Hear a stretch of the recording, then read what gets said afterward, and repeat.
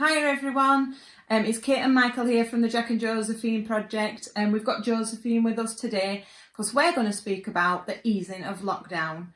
So a lot of you will know we've been in lockdown for a long time, and now things are starting to ease a little bit and we can get back into a new normal, whatever that may be for you.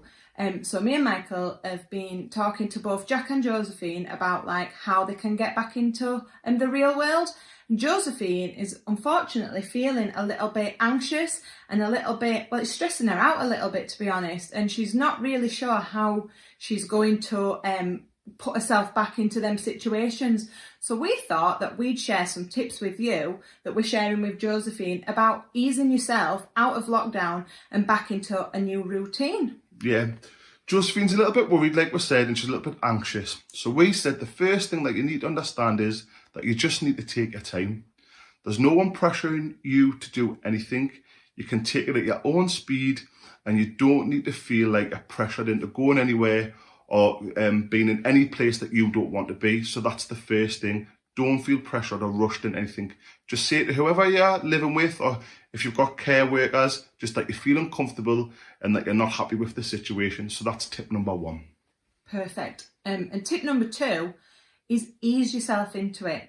There's no need to rush and do everything at once. Go to the shops, get on the bus, go for a walk round, meet your friends.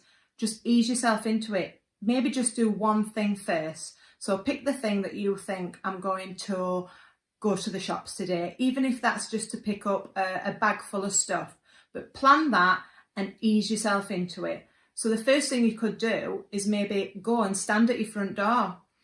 Watch people, watch the world go by and see how many people walk past in masks, see what they're doing, and maybe give them a little wave or say hello.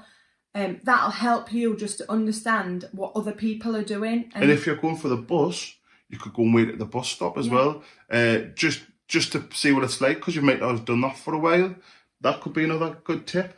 And also, if you are having to wear a mask, some people are exempt, and you can ask your care workers or people who you've lived with if that is you. But if you are wearing a mask, maybe just to get used to it, put your mask on and go for a little walk around the block, because it is a strange feeling having something covering your mouth. Even though we can still see, it's just a funny sensation. So maybe that's a really good idea, just to get used to it being on your face a little bit.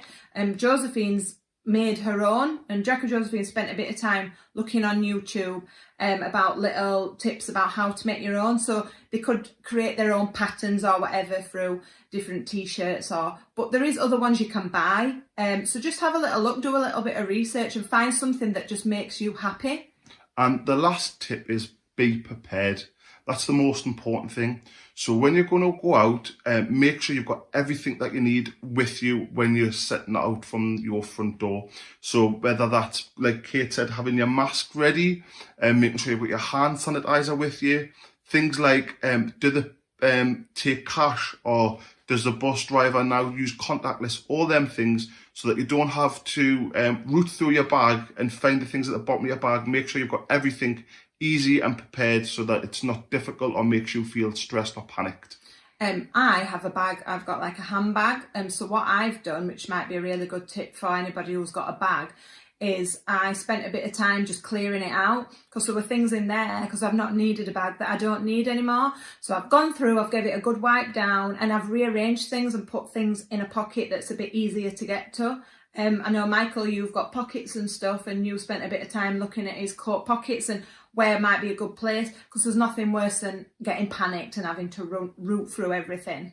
So we hope those tips have been helpful. What we're going to do is we're going to do all the things that we've suggested with Josephine, and we're going to show you those now.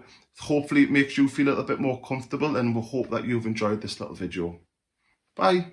Bye.